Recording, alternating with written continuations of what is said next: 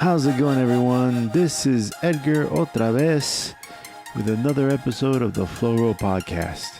We have special guest Chris Jakubiak, and he is the owner and operator of Hustle Fitness. He is a personal trainer there and just an all-around great dude. Now, before we go on, don't forget that you can always go to our website at theflowrollpodcast.com, where you can find a complete catalog of all our episodes, along with our store, where you can buy stuff like wall art and a cup and a t-shirt. Also, don't you forget, you can find us on Instagram under the name The Flow Roll, and you can find me, Edgar OtraVez, on Instagram under the name Edgar OtraVez. Now, me and Chris, we go over a bunch of things. We talk about personal fitness, we talk about jiu-jitsu. Chris is also a brown belt in jiu-jitsu, so just a well-rounded dude, knows a lot about fitness and a lot about sometimes the mentality that some people get into when it comes to fitness. And he's got a great perspective, and so like he not only looks the part, but he's a very good dude and really cares about the people that he helps at his gym. So I hope you like the podcast. I hope you find it very informative, and if you're struggling with fitness, I hope this motivates you. I really do. Anyway, on with the show. Turn up. All right, so welcome to another episode of the Flow Roll Podcast. This is Edgar OtraVez, and today on the show from Hustle Fitness, we have Chris Jakubiak, who's going to be here talking to us about jiu-jitsu, Hustle Fitness, and a bunch of other stuff. So how you doing, Chris? I'm great. Thanks for having me, Mr. OtraVez. Yeah, thank you for using the actual name and not doxing me. Yeah, it's funny because like I'll get people on the show and I'll use their whole name and they'll get pissed off. I'm like, I'm sorry, man. Really? Why? Well, it's just like we have professional lives and we have Yeah. You know, okay. we have this, you know, and so we kind of like want to keep the things separate, especially like some of the things that I do. They want us to like my job would like for us to like use our social media, and I'm like, you don't want me to use my social media, man. I swear and do all kinds of silly stuff on there. So I try to keep my work life and the podcast life separated, and that's a lot for the people who are like the regulars on the show for me. Okay. So, but yeah. So anyway, so you were telling me you have a Hustle Fitness in the city in Chicago. Yes. Yep. But you're going to open a new one in Willowbrook. Yeah. So I just signed a lease last week. So yeah, I've got the Hustle, my first Hustle Fitness location. I opened in the city in Lincoln Park 10 years ago. 10 years ago. Yeah. So I thought 10-year anniversary, you know, what better than to roll the dice and try opening a second one out here in the suburbs. So I looked around a bit, and then I found this space in Willowbrook kind of randomly. I was kind of just looking around. I saw they had a vacancy, and then ended up talking to the landlord. And then, you know, after a few weeks of kind of debating it, just pulled the trigger. Nice. Signed the lease, yeah.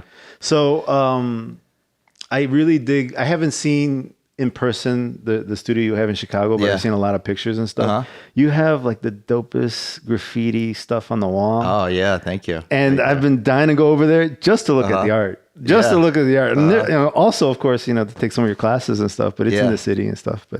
But like, well, you won't have any excuse when I open the new one. I'll definitely run in there. Yeah, I'll absolutely look in there. So who does all the stuff for that?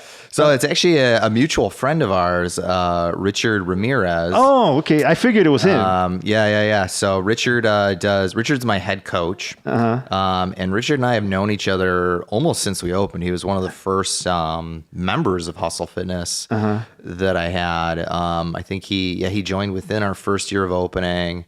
And then he's been working for me for about 7 years now as my head coach. He does all the graffiti there.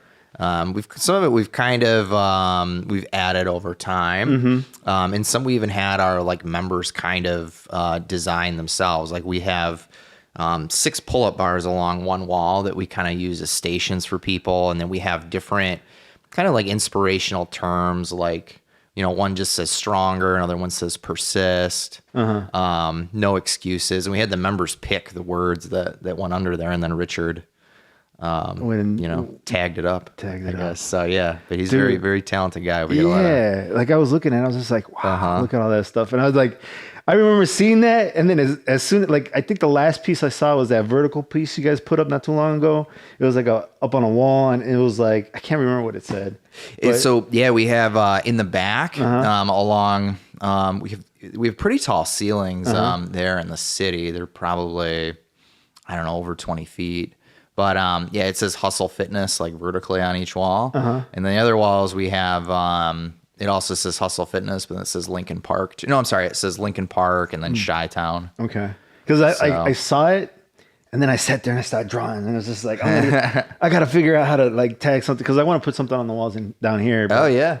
I thought about it, and then I'll talk myself out of it, and then I'll see stuff like that, and I'll like sit there. And I was like, I got to come up with something. Yeah. And I just haven't had the balls, I guess, is basically what it is. Because like then it's gonna be on the wall. Yeah, that's on the wall for a while. Yeah. And so then 20 years from now when we sell this place, like someone will walk in and see OtraVez on the wall, and they'll be like, I don't know what that means. I don't know if I want this. This place looks ghetto. Yeah. But I like it how it looks at your place, because you make it look classy and it's like cool. Yeah, definitely. I feel like it attracts a lot of people. A lot of people, when they come in, they say it looks really cool. And that's part of it too. You want this space to be, kind of welcoming, or like you want it to like inspire people. Because, a lot of times it's like when people are, going about their day, they have a rough day at work, they have a rough day at home. It's kind of like when they go to the gym, it's like, kind of a place where they can escape, and it can be kind of the best part of their day. Yeah. So that's kind of the vibe that we were trying to go for. So is that what you guys are going to try to do with the Willowbrook place when it's time for you guys to start designing the place? Yeah. So they're doing the build out right now. Hopefully it'll be finished in, the next few weeks here, and then we can start, getting equipment in there and getting it all set up and kind of putting the final finishing touches on it. But yeah, I've talked to Richard already. He's going to come out here. Nice. And put some artwork on the walls and stuff. So yeah, I can ask him to swing by here on his way. Dude, that would be awesome. On his way back, and he could do something for you. Yeah, maybe he could talk to me about what he would like to do up in here. That would be awesome, because I think part of it too is it's like I don't know the medium as well as he does. Yeah. I don't really either. He's super talented. Yeah. He finished those really, really quick. Yeah. I could see someone with talent like that be able to do. I'm a digital artist, so I do I do a lot of stuff digitally, and so like even when I do stuff by hand, I'll scan it in and throw it in the computer and fuck with it in the computer. But like with the computer, it's like you can fuck up all you want, and you can just undo it or save a file and then try again. You mess up on the wall. It's there for you're gonna have to paint over. You can't just undo. Can't Control Z this and then like, have to go back a step. It's just like you fucked up. What kind of digital art do you do? I do a lot of like I was doing some stuff for T-shirts and stuff. I haven't been able to, like one of the things I want to do is create like a comic book and stuff. Oh, okay. A martial arts themed comic book. Yeah. I haven't gotten around to it only because, funny thing, I said, I'm going to start promoting myself using a podcast. And then the podcast just took over, and now I don't do any art, So it's like, I do art, but it's like all like promotional stuff for the so I open Photoshop. Technically it's art, but it's not, it's just stuff for the podcast. It's not really stuff where I feel like I'm doing anything really creative. I'm just creating content, Not that it's a bad thing. I actually enjoy all that, because it's nice to sit there. A lot of the files are already ready to go. Just crack the stuff open, drop what I'm going to do. Boom, boom, boom. I'm done, and I'm out. But yeah, the reasoning for starting the podcast was to kind of promote myself as an artist, and I haven't been doing any art.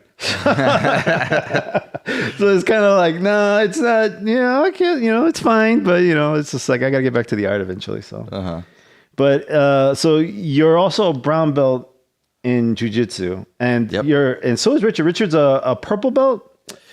Richard's a blue belt. Oh, okay. Yeah. Okay. He's been blue belt for a long time. Yeah, I've been a purple belt for a long time. Yeah. Yeah, like a good, I don't know, it feels like 5 years now, I think. Uh-huh. This has been a while. Yeah, I think I've been brown belt for 3 years. I was purple belt for 3 years. Blue belt, I was on blue belt for 2 years, and then I think I was white belt for 3. Yeah. So, yeah, I guess I've been training 10 years total. Yeah. Something like that. Part of the, part of the Is that how problem, long you've been I've been you're training training right around the same time. I know that. I started training right before my daughter was born, so 2010. Okay. Yeah.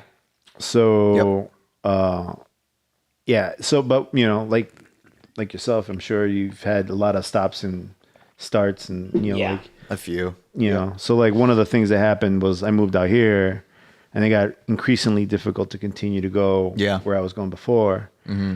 And then I just stopped. It got to be too much. And then I started training with Mac over at that other gym that is now gone. And then he moved us out of there, and we went to the other place. But so there's been a lot of like pauses, the pandemic. So I mean, some guys still trained through the pandemic, which was admirable. I wasn't gonna do it.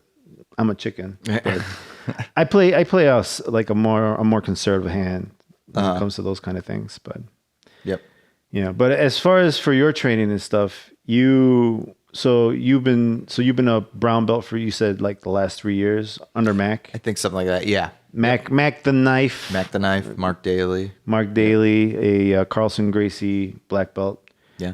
Third degree black belt, I think. I believe he's so. a third degree. When you're going to open the new facility, are you going to bring in jiu-jitsu, or is that still kind of up in the air? Yeah, it's still kind of up in the air right now. Obviously, I love jiu-jitsu. I'd love to have a jiu-jitsu program there, but I think like at first I'm going to focus a little bit more on hustle fitness and what we do there, which is metabolic resistance training or metabolic strength training. So essentially we do like 35 minute workouts. It's all towards helping like busy professionals like lose body fat, build lean muscle tone. So describe this a little more, like this metabolic, what was the phrase? Metabolic resistance training or metabolic strength training. So what is that exactly? It's just essentially we're combining strength exercises and some cardiovascular exercises or metabolic work together. And you're doing it in a way that's still, trying to maximize strength as much as you can. But then it's also doing it in a way that keeps your heart rate elevated the whole time. So you're burning a lot of calories at the same time too. So like traditional strength training, people think, okay, I'm going to do 3 sets of 10. I'm going to rest a minute or two in between my sets to let myself recover. But like the way we train people, we may do an upper body exercise for say, 5 reps or 10 reps or whatever it is, that variable can kind of change depending on the workout we're doing or the resistance we're using. And then we would do a lower body exercise almost immediately after. And then we can go back and forth between the upper body exercise and the lower body exercise. So it's maximizing the recovery time, but also maximizing your time spent doing those. So this would probably like look like maybe kettlebell training, a bunch of other stuff. Like what does this look like from the outside? If somebody passes by and I don't know anything about what you're doing, what would you guys be doing in the gym? So would you be sprinting?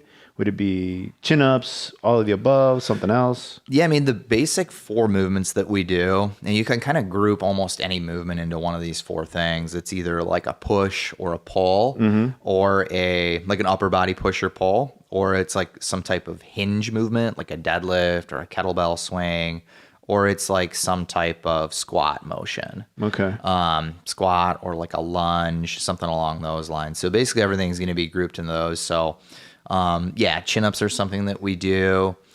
Sprinting, it kind of depends on the individual because we have, a variety of different people with different, backgrounds. Like I've trained a lot of people that, that I train jujitsu with, and they tend to be more on the athletic side. On the other side of that, I have other people that, have never worked out a day in their life and they're sitting behind a desk all day. So we may not have them doing as high impact exercises like sprinting, or, some of the other like kettlebell exercises, but they could be doing something alongside of them. Like, we'll use battle ropes a lot because it is pretty, it's a high reward exercise, lower risk. So we try to incorporate a lot of things like that where people, I have people in their 60s and 70s that can, slam the ropes and it's a lot of fun for them too. I'm sure you got like a 20-year-old nerd who can't even like sprint, can't even run across the room. I mean, you don't want that guy pulling a hammy. Yeah. It's all about, see what's appropriate for people. Yeah. But we do have, some of the people we have who are in their like 60s and 70s, are definitely in better shape than a lot of people that I see that are in their 20s. Yeah. Why do you think that is? Well, hustle fitness. But well, of course, right?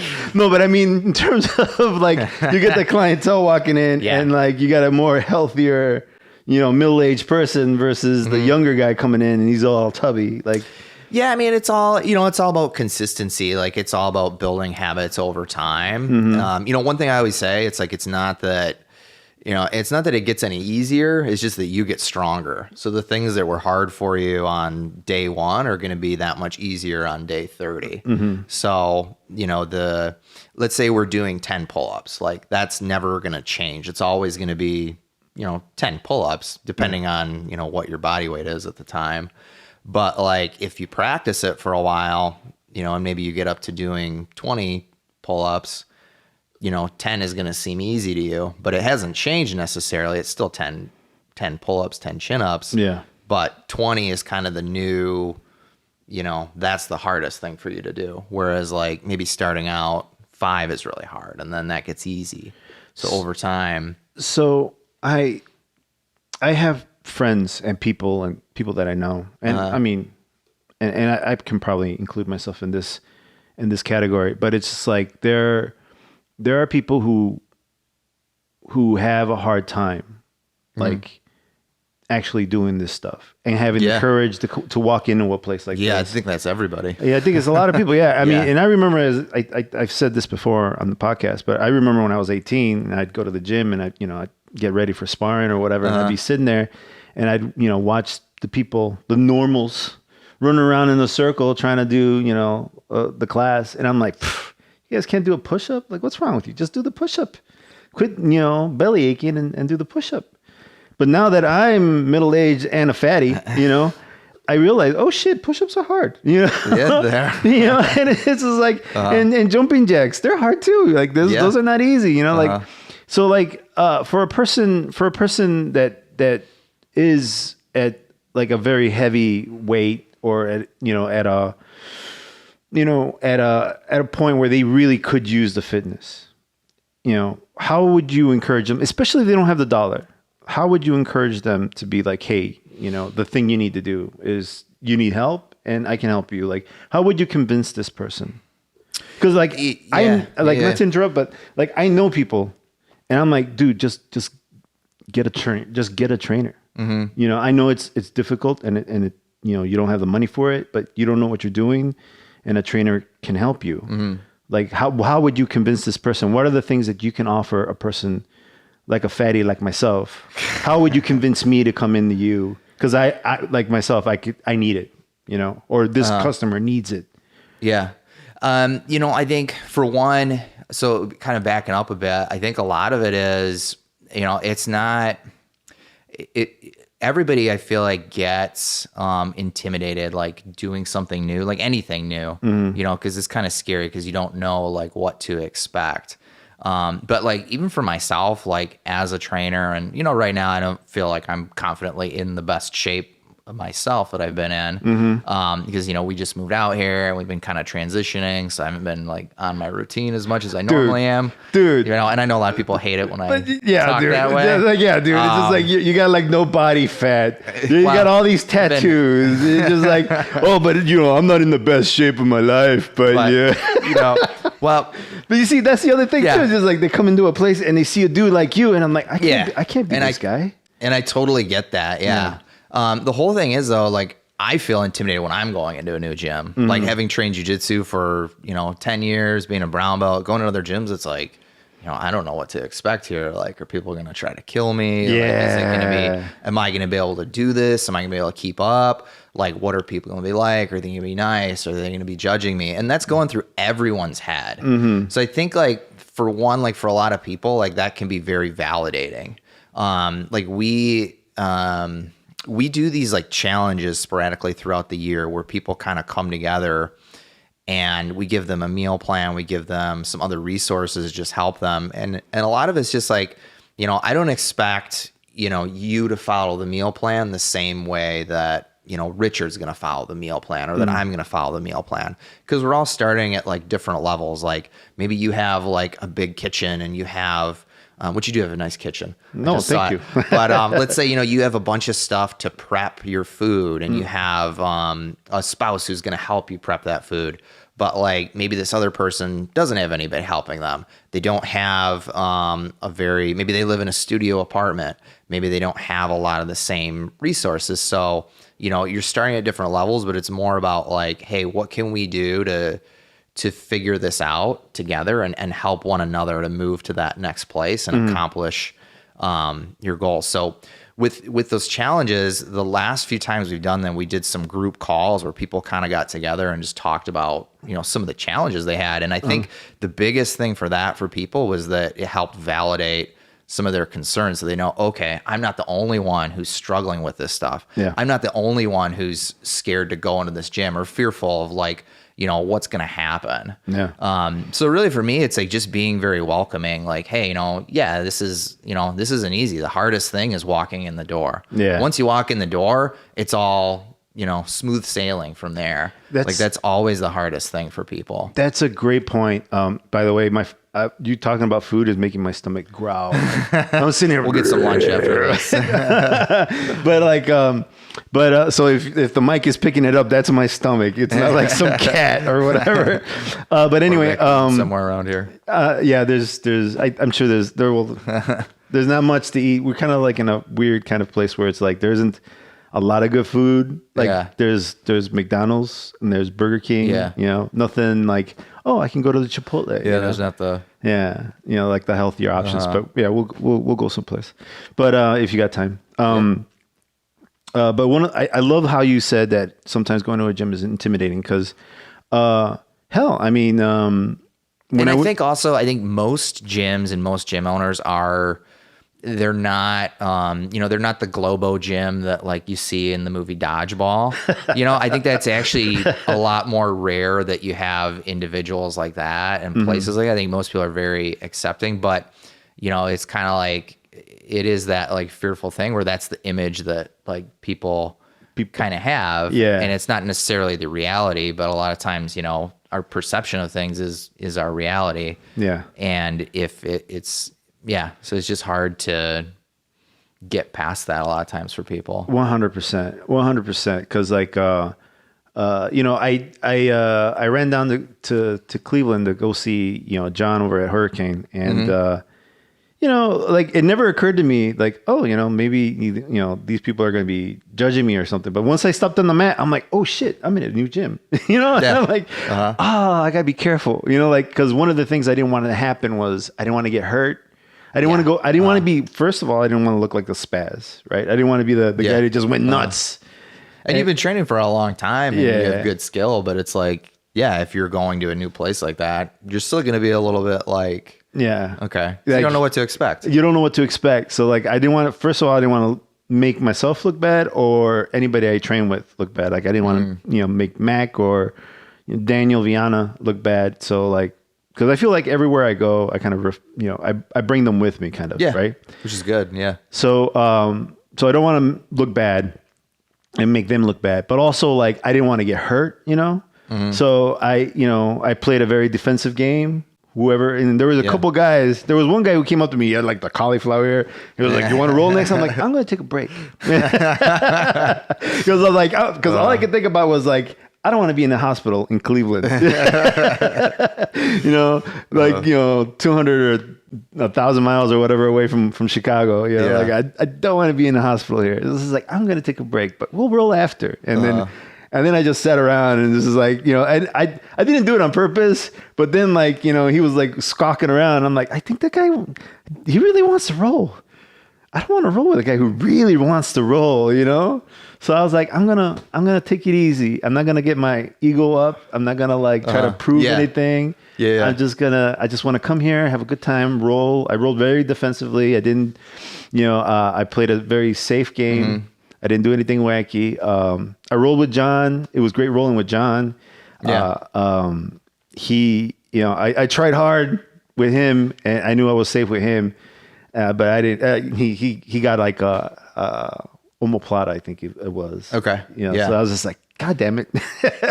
But he's a black belt. But it was. I remember seeing him when I was, I think when I had just started, and I think he was maybe like a purple or brown belt. Yeah. So I've never actually rolled with him or really talked with him, but yeah, I remember seeing him a lot of times and he's like, we're about the same size. He and I are around the same size. Yeah, I think, he might be a little lighter, but he's bulked up quite a bit. He's a lot heavier than when I remember, but in terms of muscle, like he's packed down some muscle. Yeah, he seems like a solid guy. Yeah, he's a good cat. Very athletic. Yeah. But anyway, like the thinking that you're talking about, like coming into the gym, being intimidated, worried about what you're going to look like, like you're right. Like you don't need to worry about all that. Like really, that's all on you. That nobody else is watching you. Yeah, they're worried about themselves. They're worried about themselves just as much as you're worried about yourself, right? And the gym owner is going to be super nice to you because he wants you to succeed. He wants you to be there. He wants you to like it there. Yeah, exactly. And so because he wants more people there. He wants that environment. Yeah, and I mean that's why I got into this business. I wanted to help people. I wanted to kind of create that environment where people felt empowered. And I also, on the other hand of that, I want to have a successful business. So I don't want people like, I want people to come in. Yeah. And I think a lot of most jiu-jitsu schools, I think, or any martial arts school, it's kind of along the same lines where you want your students to come in. Yeah. You want them to get better. It's the same thing I want for hustle. Yeah. I think a lot of like bigger gyms where, they're charging like $20 a month, $50 a month, they can't really afford to really follow up with their people, and they need a lot of people in there. Yeah. Like for me, I'd rather have a smaller facility where I know everybody by name. Like I know all the members at my studio. That's amazing. And I've got about, 100 people. Like I don't always see all of them on a weekly basis or even a monthly basis, just depending on when they're coming in.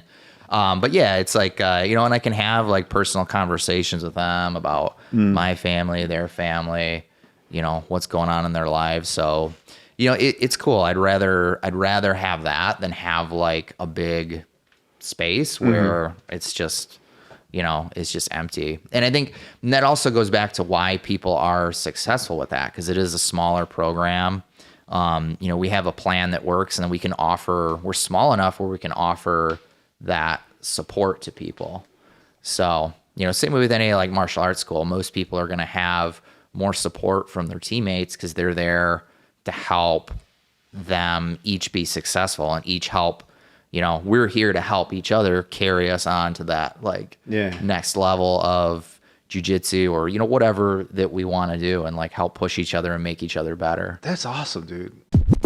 Now we interrupt the podcast to let you know that if you're building a website and you need a hosting service, Bluehost is definitely the way to go.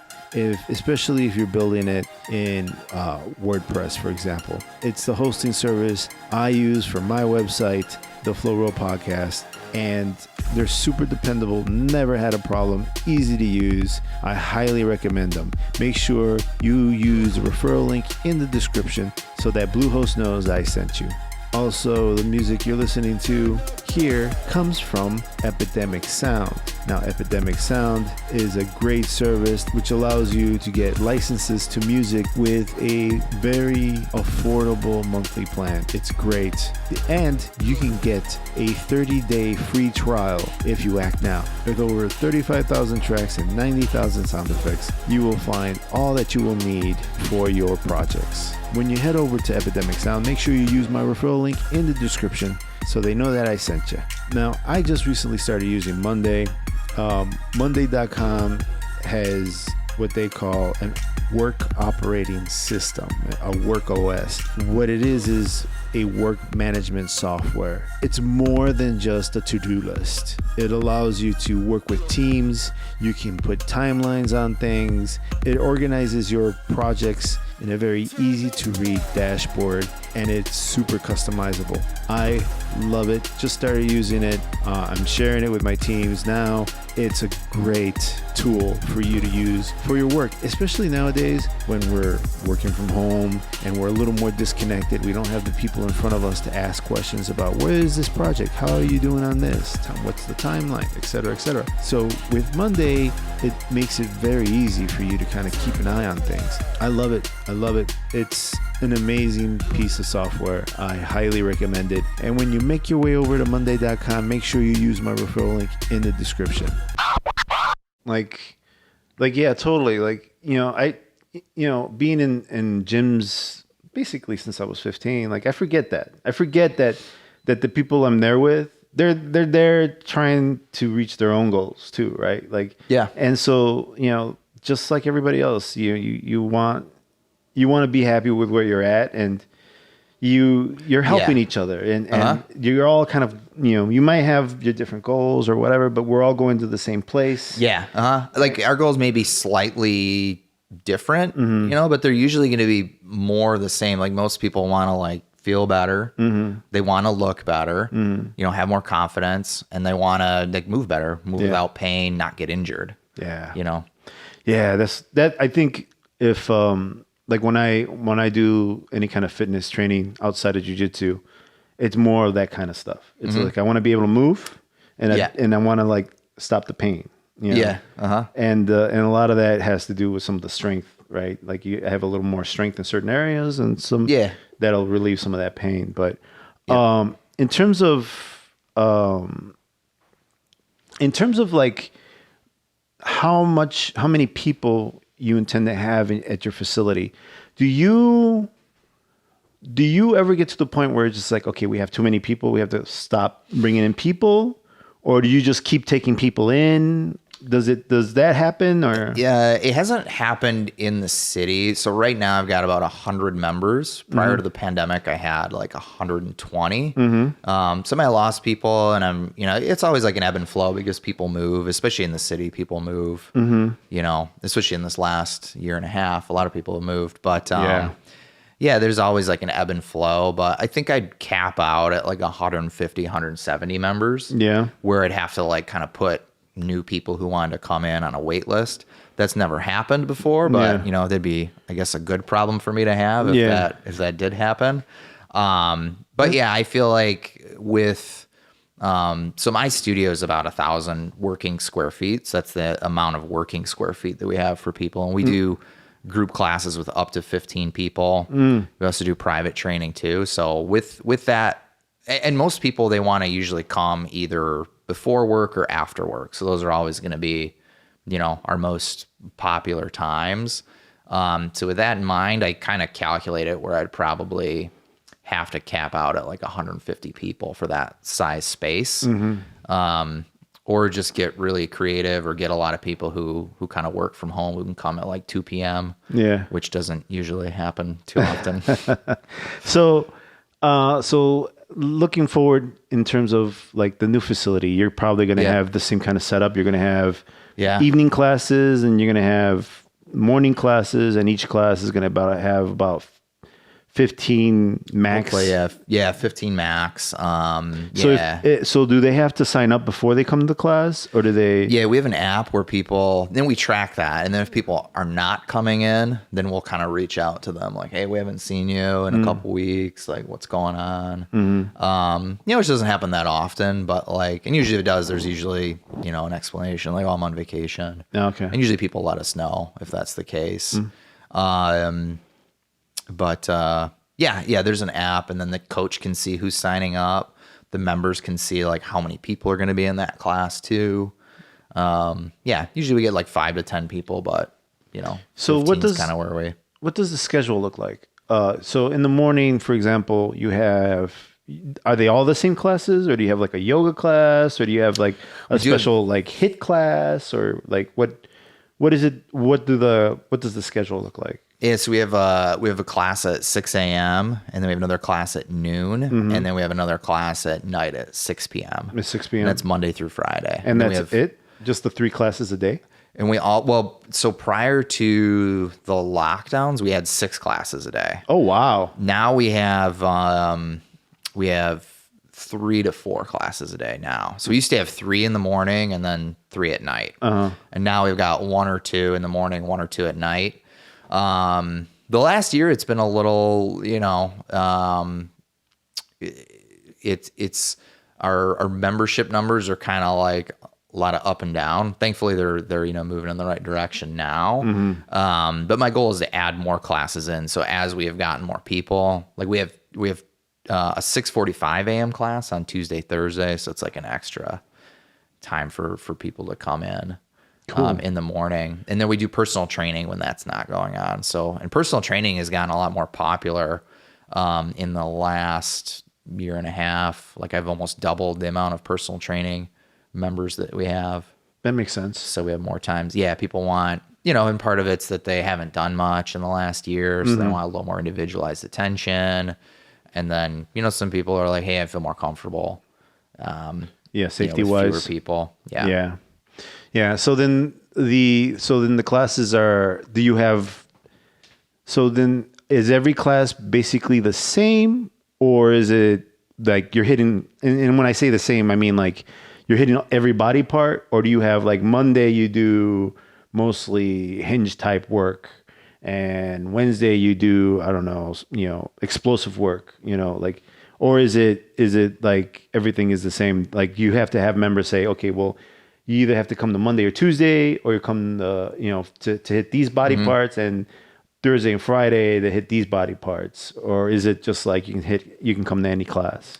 So all the workouts are going to be full body. Okay. We don't do like any type of split like routine like that, but people could incorporate that if they want. Like, so like, let's say, you want to do Monday, Wednesday, Friday. So each day of the week, the workout will change. But Monday we do the same workout, like the 6 a.m. class is the same as the 6 p.m. class. Oh, interesting. That way it kind of just keeps it consistent for people, which I'll get into that a little bit too. But to what you were just saying, like, so people could come on Monday and they could come on Wednesday, and they're both going to be full body. But like, let's say you do want to do some type of split. You could go really heavy on upper body on Monday, and then go heavy on lower body on Wednesday. So you have the flexibility to kind of, the workouts are all going to be, you're going to get out of it what you put into it. So if you want it to be more cardio based, what I tell people to do is just go a little bit lighter on the weights and then just try to move faster through everything. Oh, okay. If you want to make it more strength based, just go heavier on the weights and just rest more in between your sets. So people could do that. You could go heavy on like push exercises on Monday, heavy on some of the pull exercises on Wednesday. So people have the flexibility or the control to kind of, or autonomy to kind of change the workout that way. Like we had one woman who was doing, personal training with us, and then her schedule changed, so she couldn't come to those times. So she switched to doing group training, and she had worked herself up to being able to do 5 pull-ups from 0. And she was just like, I'm afraid that I'm going to lose my like pull-ups because I'm not doing personal training anymore. And we were like, well, no, it's okay. You can just sub out some of these other exercises and still work your chin-ups during the group classes. Oh, interesting. So yeah. So if the person wants to do something or alter the workout, he can approach you and see if it's possible. Yeah. They can either talk with me one-on-one and I can give them advice. They can talk with the coach after class, but they can also ask the coach for suggestions like during the class. Same thing if someone has like an injury, like if they have an ankle injury and, you know, they can't do any type of like agility exercises or like ladder drills, you know, we can give them alternative things to do for that. Like if there's a jumping movement and they shouldn't be jumping, we can give them more of a stationary movement. Or, you know, if they have a leg injury, maybe we'll give them an upper body movement instead of a lower body movement. Yeah. So like, again, just thinking about some of these people that I worry about, like, how do you, like if you had somebody in your family that you were worried about who was heavy set. And I do. What do you like, how do you get them? I guess, I mean, some people are not going to listen to you, right? I mean, they're just not going to, but but like if fair share of that, but that's the majority. Yeah, it's a lot of people, right? Yeah. But I mean, if you had your opportunity and you could give them your best pitch, like, dude, you got to do this because of this, this, and this. What would you tell them? Like, how would you go about convincing them? I mean, I have these conversations a lot with people, and a lot of it is finding out, you know, what's your goal? Like, what are you trying to do? And then like, why is that important to you? Like, why do you want to do that? Like, what's essentially the problem that you're trying to solve? Like, I've had people tell me, I mean, I've heard anything. I would say on a monthly basis, people will break down in tears because they get very emotional about it. Cause it's a very emotional thing. Like, you know, it's an emotional business that I'm in. And, you know, there's a lot of times where I get really emotional about this stuff too. Like both ways. I feel, you know, I have a lot of empathy for the people who I'm coaching and working with, but, you know, and sometimes I get angry. And I get angry because, you know, they're not doing the things that I want them to do. Yeah. But ultimately it's like people are on their own timeline and I have to accept that, like, you know, I can't control everything they're doing. If they're moving in the right direction, like I'm happy for them. Yeah. Asking why it's important, like why do they want to do it? And that's usually going to be the trigger that's going to keep you going when things get rough. Because like a lot of people say like, oh, I'm lazy, I'm not motivated. And the whole thing is, it's like, I don't think anyone's lazy. I don't think people are lazy at all. I think it's generally like fear or self-doubt that stop people from doing the things that they know they need to be doing. Like, if someone's struggling to go to the gym for the first time, and this happens all the time, I only have, you know, if I had 100 people contact me to come in, I'd probably only get 50 of those people in. And that's just a numbers game, like based on that. Like I know that from doing this business for so long. It's just, that's how it is. That is the hardest step for people to do, is like walking in the door. And a lot of times it's that fear that stops them from doing it. So, you know, and just letting them know like, hey, it's okay to be scared. There's a reason that you should be scared of these things, because it's like, it is unknown. You don't know what's going to happen. And for you to make progress, you're going to have to make changes, and change is really scary for a lot of people. So, you know, getting people to realize like why it's important to them is like a huge thing. And then just knowing that like motivation is going to come and go. Like there's days like this week, I only trained jiu-jitsu once. Like I was having a rough day on Monday and I was going to go train, and I was like, you know what? No, I'm just going to go home and spend time with my family. Yeah. And, you know, which is good. It's not a bad thing to do that. But, you know, if I'm constantly doing that, then it's going to get in the way of my goals. And my goals are to get better at jiu-jitsu, stay in shape, be a good dad, not have a dad bod. Yeah. You know, dad bods are rough, man. You get to a certain age, it's unavoidable. I know. Yeah. Unless you're you, man. Unless you're Chris Chick.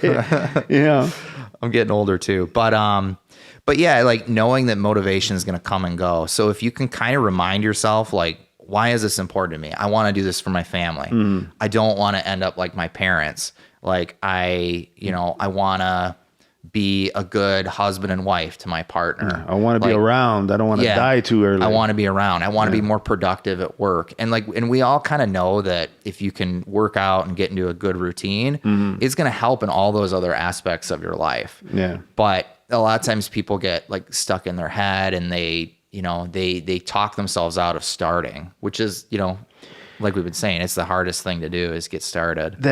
I think that's stuck in your head is a good phrase for what I'm thinking about.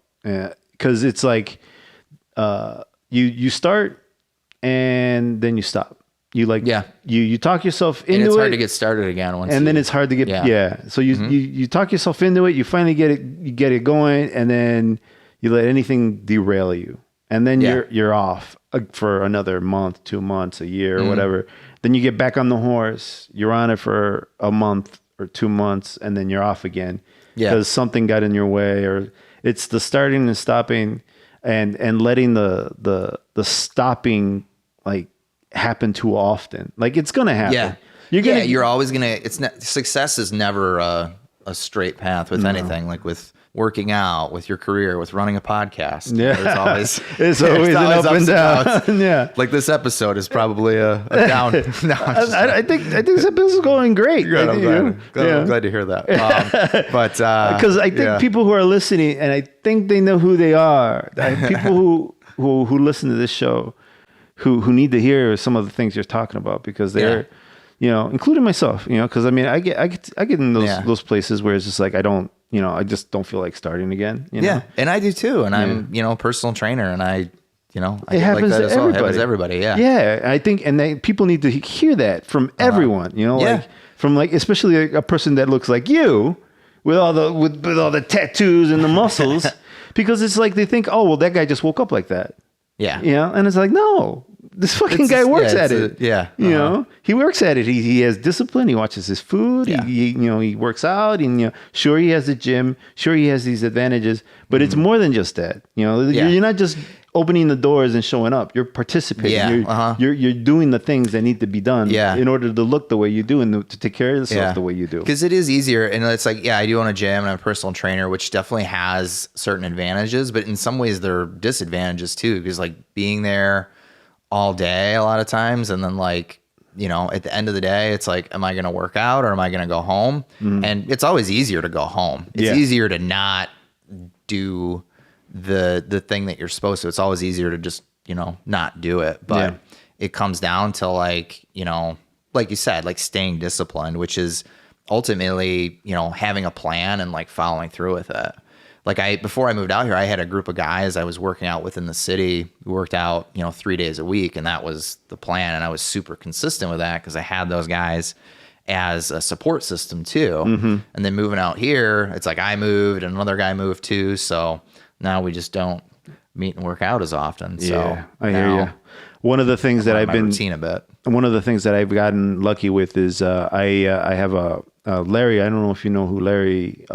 He lives like not too far from here, actually. Yeah. He's one of the guys from the gym, from the UFC gym. But anyway, so I have Larry work out. I work out with him 2 to 3 times a week in the morning.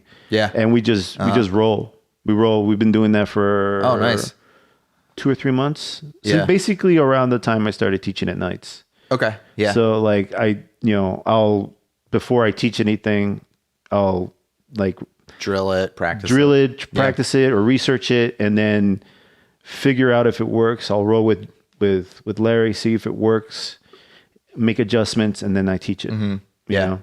And so that's what I've been trying to do. And it's not something that I just came up with. It's from talking with other people that I've had on the podcast, especially John Lawrence, like what he does and some of the things that he talks about. Like he still researches and learns about jiu-jitsu every day, which is you have to, especially now that, I shouldn't say now. If you're the one, the teacher, the leader, you still have to stay. You still have to stay current, right? Like, cause it keeps evolving, and something that I really didn't think about, So that inspired me to kind of continue kind of learning. And then, but then at the same time, like, I can't just watch a video and then go teach this. I got to know if this works or not. So I've been trying it out. I'll roll with Larry, see if it works. Then if I get a chance, I'll roll again, with other people, see if it works. Sometimes I don't even get a chance to kind of try the thing, but just to see if I can get to the position or do the thing that I'm trying to figure out. Yeah. is enough. You know, I can say, okay, well, I can speak to it. I can say, okay, this is what I've been trying. This is what this is how I think it should work, and you know, blah blah blah. But yeah, I agree. Having that support, having like, I'm really grateful to my partner in the morning because I've been able to like, and it's the same kind of thing. It's just like we're grown ups. You know, sometimes it's like, hey man, I got a bunch of work stuff this week. Yeah, it's not gonna happen this week. I'm like, that's cool. Last week I was just like, I think I have COVID. You know? I took a bunch of tests. I'll let you know if I have it or not. You know, I don't have it. Just to put you at ease. Glad you're okay. but yeah, it was so like, you know, that kind of stuff happens. But yeah, like having it's stuff always will, and then it's just like and it's having that plan, have some flexibility to it, where it's like, hey, you know, this week it's not going to happen, but we're going to pick right up next week. And that's where the support comes into play. Yeah. Like having, you know, something to help keep you going. Yeah. And it's great because it's been like, okay, well, I can't do Wednesday, but can we do Thursday? Or I can't do Thursday. Yeah. Can we do Saturday? Or, you know, like we have our days, but then it's like, you know, we can't do it this week. Can we keep going, but like move the day or just screw it this week or whatever. So, but like, I mean, that happens because I mean, we're adults. Like we do adult things, you know, like you have a job, you have mortgage, you have bills to pay, you got shit you got to worry about. You got if your house is on fire, you got to put the fire out before you can go roll in the basement. Yeah, it's probably a better idea to put the fire out. And it's all like priorities. It's like, you know, it's like, I got to pay my mortgage. I have to pick my kid up at daycare. Like those things are always gonna take precedent over like working out, but I think a lot of times people's priorities get kind of like flopped where they don't prioritize their health and their fitness. Like, great point. You know, where people are prioritizing, and then this is like a priority, but it's like, oh, I need to watch Bachelor in Paradise this weekend. I hear Kenny just did something crazy on the show. Yeah. Where it's like, you know, is that like really a priority to you? Yes. Like, you know, and it's like no. Maybe it is, depending on, you know. Like if you're a writer for the show, obviously. Yeah, maybe, it, you know. But you know, I mean, a lot of times it's easy to kind of, you know, push like working out or like meal prep, eating healthy, like off to the side. And it's okay to do those every once in a while. Like you should have some flexibility in your life and be able to not have to, okay, I have to get on the treadmill for 30 minutes a day every day or I'm going to explode. Yeah. Like you want to have some flexibility, but also find a way to just make it a priority and not overthink it. Not like, okay, I need to do a 2-hour hike every single morning. Like, no, even if you have like 10 minutes, like that's still like 10 minutes where you can do things that are good for your body that are going to set you up for success for the rest of the day. Yeah. And I know it's like difficult for people to kind of manage these kind of things. Cause I mean, for example, like one of the hacks that I have is this basement. I mean, I have the mats. I can roll with my kids. I mean, it's not a rolling with adults, but it's rolling with the kids. I get to move. I can show them things and it's time on the mat, you know? It's something. And I can do that whenever I have a moment when this fucking basement's not flooded, you know? But also like, you know, there've been nights where we come down here, everybody watches TV. This wall here moves. It's on wheels. Oh yeah. Okay. I have a projector up there first. Oh, nice. And then move the wall and then we'll just project the TV onto the wall. And then everybody will watch TV and I'll go lift. And then like in between sets, come over here and watch whatever they're watching. That's cool. Yeah. Yeah. And then that'll be an evening.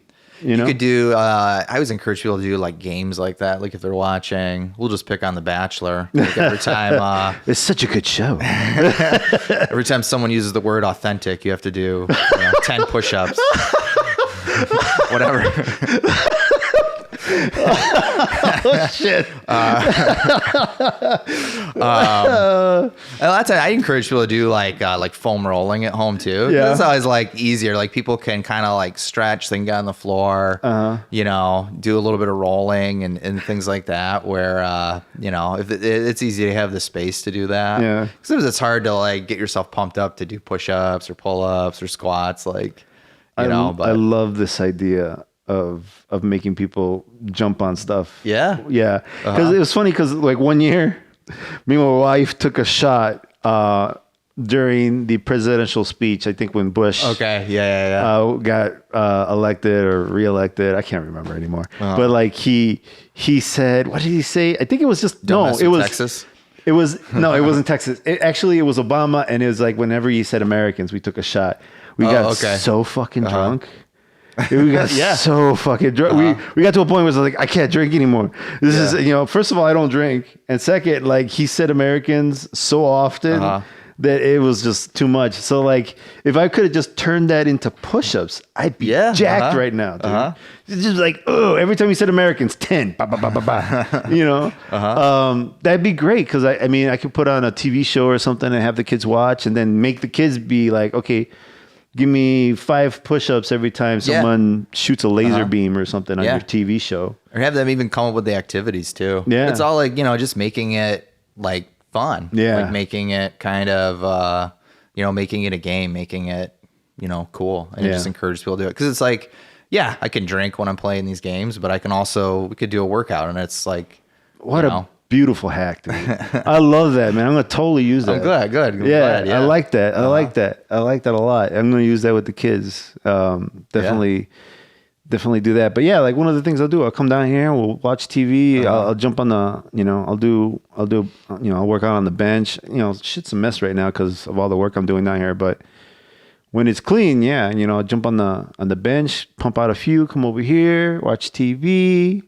Then the commercial comes on. I go back over there. Boom, boom, boom. Come back over here. It takes me all evening. But it's like, we're watching TV. Yeah. So like, what the fuck? But like, that was one of the things I needed. Like I told my wife, I was like, I need a space where we can all hang out. Yeah. And I can work out. If I don't have that, we shouldn't buy the house. That was one of my non-negotiables too. When we were buying something, I wanted to have a gym and I wanted to have an area to hang out, like a man cave. Yeah. So I called this the man cave, but it quickly became just the cave. The cave. Yeah. Well, it's still like, it is your flavor to it. It kind of. It's not exactly all mine, but it's, it's the family cave. Yeah. That's what they say. It's the family cave. Which is even better. It's just, it does. Because then it's like, okay, well, I'm down here. I'm not down here by myself. Which is one of the other reasons is like I painted everything white in here because it was dark down here. It was looks gray. Really good. I like the lights and I like, Yeah, it needed to be bright for them to come down here so they're not afraid to come down here. Because before it was like dark and dingy and I didn't give a fuck, Yeah. But then like nobody wanted to come down here. And if I'm down here by myself, I'm like, it feels haunted down here. So like in order to get everybody to come down here, I needed to paint everything white and make it a little more friendlier. Yeah. That's cool. It's a good setup. Yeah. The wife still doesn't approve completely, but that's okay. We turned our garage, half of our garage into a little gym area. Yeah. So yeah, it's not fully done yet, but it's most of the way there. We can at least like work out there. So my wife's excited about that. That's cool now too, because we'll both work out.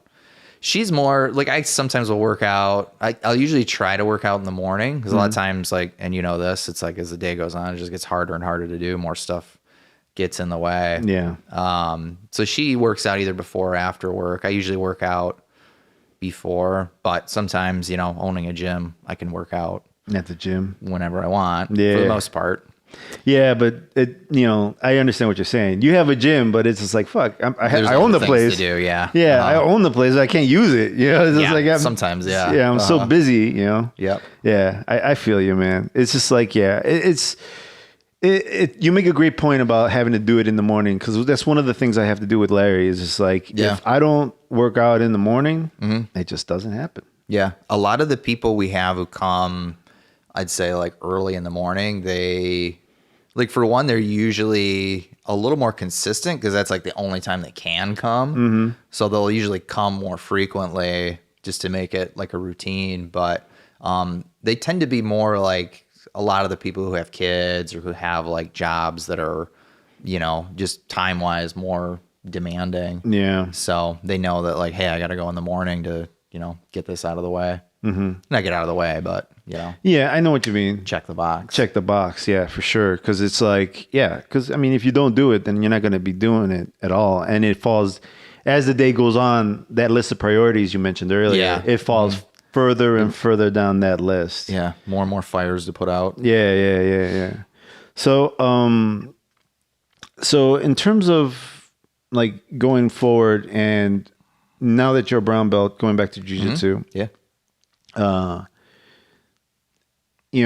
if one day when you get your black belt, whenever that happens, I don't know anything. I'm not trying to. I don't either. Nobody told me anything. I'm not trying to prep you or anything. I'm just saying, like, one day when you get your brown belt, if you haven't opened a school, then would you open a school then? By then? Yeah, I'm not gonna kick the idea out. Like I would, like I said, obviously I love jiu-jitsu and I like teaching jiu-jitsu as well. Right now it's not necessarily on my radar, but yeah, I mean, I would, if it worked out and I had the opportunity to do it, I would absolutely, welcome that opportunity. That'd be dope. Hustle jiu-jitsu. Yeah. Yeah. That's awesome. Yeah. So it'd be really cool. And then a lot of the training I do for myself at Hustle, a lot of it is, keeping myself injury free, helping myself get stronger so I can, be better at jiu-jitsu and continue to do jiu-jitsu, hopefully into my 50s and 60s, so that's like my goal, kind of continue that. That dude is crazy. Like it's crazy because like he is an older gentleman and he is still kicking it, it's amazing. And he's not like, he's not fat or anything. He's in pretty goddamn good shape. He's got a 6-pack. Yeah. He's an older dude and he's in better shape than some 30-year-olds, than some 20-year-olds. It's just like, goddamn, I mean, fuck. Also like, jiu-jitsu is what he does, right? So like, he has that opportunity to like continue to stay fit, but still, man, like to be able to do it at that age or at any age, I think it brings up a good point, like where I think it's a lot of times it's easier for us to stay in shape if we have like something that we're training for, like some type of like skill or some type of event that we're like getting ready for. Like, I would never like tell somebody that they should run a marathon. Like, I think like, running and like, especially like long distance running is very hard on your body.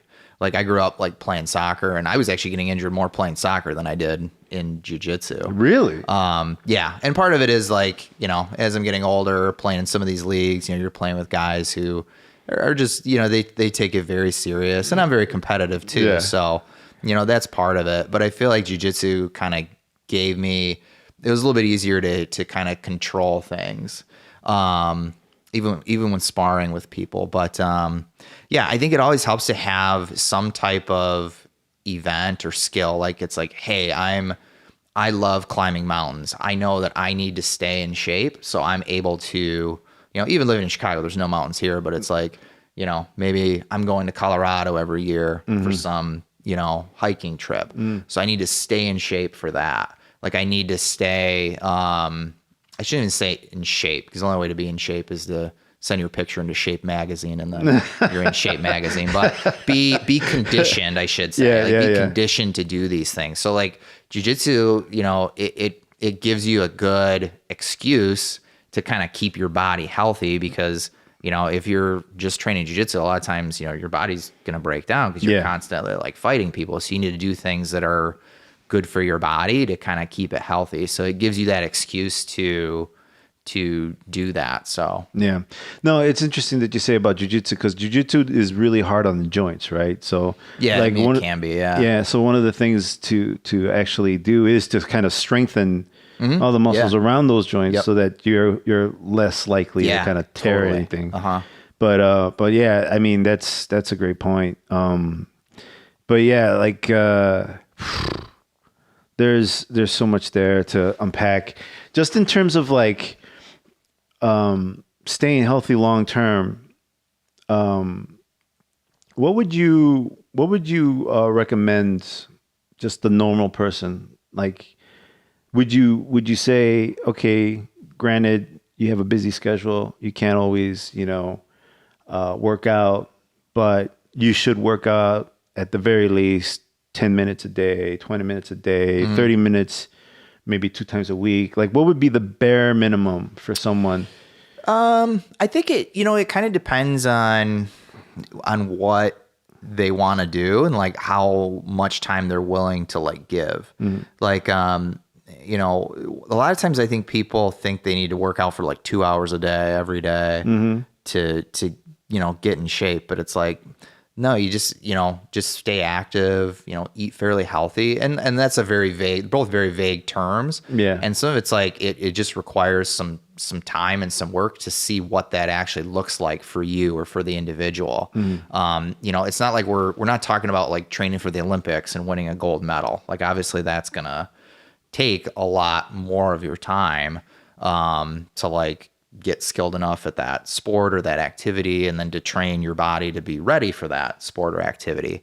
But like I have an online client that I'm working with right now. He's a guy who lives in Wisconsin, and I'm doing stuff with him virtually. That's amazing. And for him, I was like, what could you do every day? And he's another jiu-jitsu guy too. So he does jiu-jitsu like 3-4 times a week. And I said, hey, how about we just, you don't have to work out for like an hour.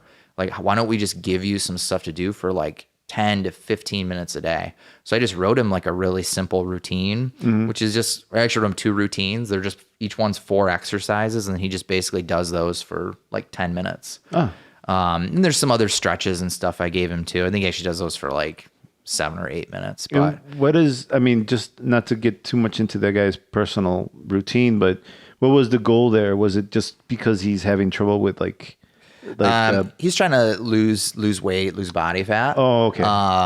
And then I'm working with him on like some nutrition stuff as well. And a lot of times for people, it's more, because sometimes it's like easier, just like, okay, I'm going to go to the gym or I'm going to do these exercises. Whereas like a lot of times with like meal prep and meal planning, there's a lot more to that. There's a lot more to unpack, like as you just said, where there's like, there's emotional ties to food. It's like kind of like if you told an Italian person that they can't eat pizza anymore, they're going to be like, no, like screw you. That's so racist. There's some, my wife's Italian, so I can say it. They don't just eat pizza. They have pasta too. Pasta. Also, my daughter loves the movie Luca, which is, it's an Italian themed Disney movie. Oh, really? But yeah, off topic, but. Oh, okay. I'm trying to remember which one that one is. I can't remember. It's where the kid turns into a sea monster. Oh, yeah. I saw that one. It's a good one. She's obsessed with it. But really? Oh yeah. How old is she? 2.5. Oh, okay. Yeah. At one point, my daughter was obsessed with Moana, but yeah, Reese likes Moana too. Yeah, she likes the song The Rock sings in it. Yeah. That's gonna be my Halloween costume too, by the way. Oh, that's awesome. So then how did you get this virtual client?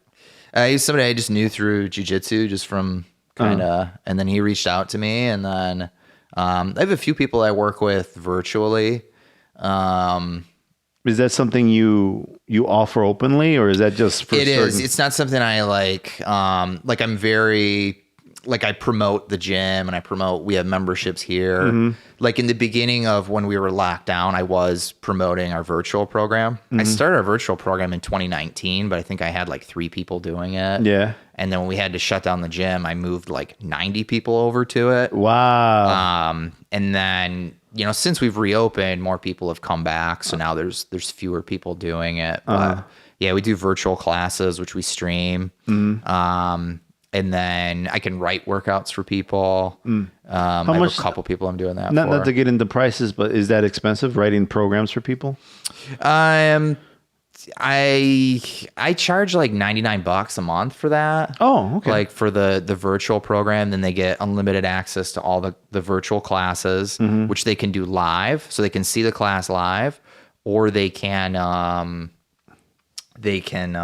watch the recording like at a later time whenever they want. That's fantastic. If they're in live, the coach can interact with them. Yeah, and yeah, like, yeah. you know, coach them on their form, which, you know, I'll be honest, like it's not the same as being in the studio, because in the studio we can see multiple angles and walk around you, like mold, offer different corrections. Whereas, you know, we're just seeing something on the screen, but it's still, you know, it's still helpful. I think there's still a benefit to being in the live class as opposed to doing the recording. Would you ever consider just giving up the recordings for a separate price? Be like, okay, these are the recordings for this month. You can just not be part of the class, but you can access the recordings for, say, whatever amount at a cheaper rate. So that way, not only does the coach not have to worry about interacting with someone, but now you have this library of workouts that people can see maybe at a cheaper cost. Yeah, I mean, I would potentially do that. Right now, I have it all in the same spot where like where they log in to see the videos is the same place we post the videos. Okay. So yeah, potentially. I mean, you know, the thing with virtual stuff, you know, it's more scalable. You know, I could work with people all over the world and have unlimited number of members for a virtual program. Yeah. Because that sounds attractive to me. Like the idea of like being able to like sign into and watch one of your earlier classes at midnight, you know, when I can't go to sleep, you know, I can get up and go work out instead, you know? And I know a lot of people who had gyms prior to, you know, 2020, who kind of, they basically closed their doors because they started just doing virtual stuff because there's no overhead. Yeah. You know, you can attract more people that way, or work with a greater audience that way. And the product doesn't have an expiration date. Yeah, things can be like evergreen. Yeah.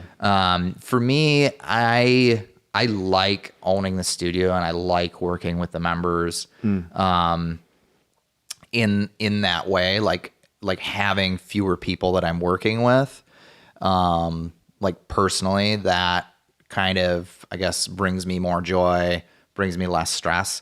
The online space is very competitive too. I mean, any gym is going to be, sure.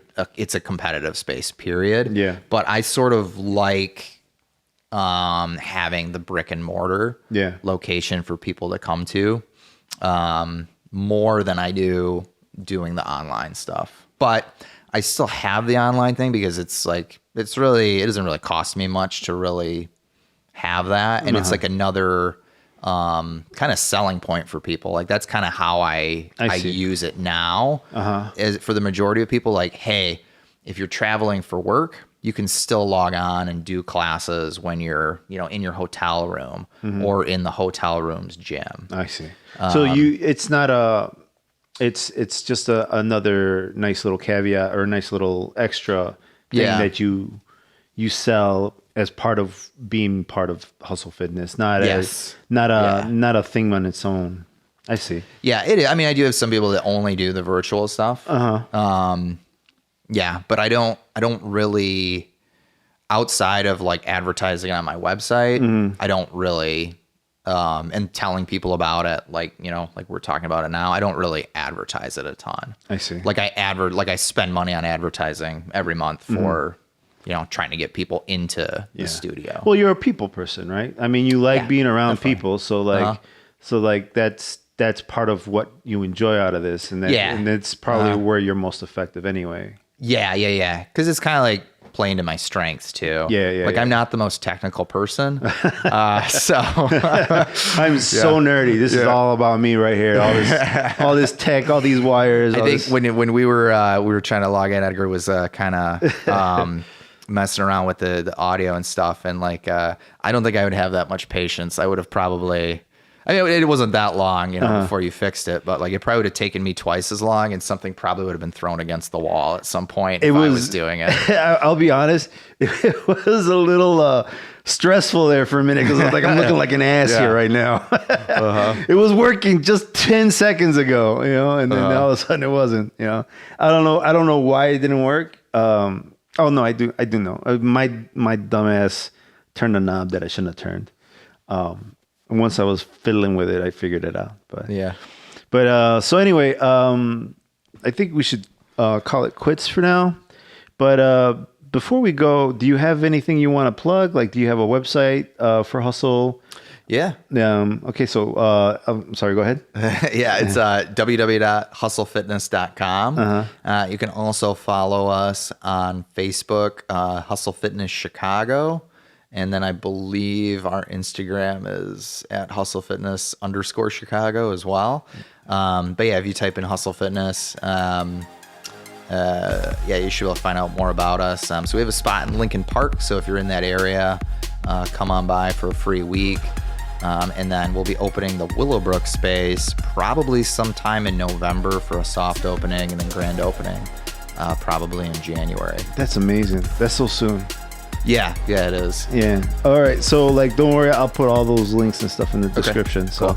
People will be able to. Right ones. Huh? I'll make sure you get the right. Right ones. Send them over. I'll make sure that people go there and they can find it. So, thanks so much for showing up today, Chris. Yeah, I appreciate it. Thanks for having me.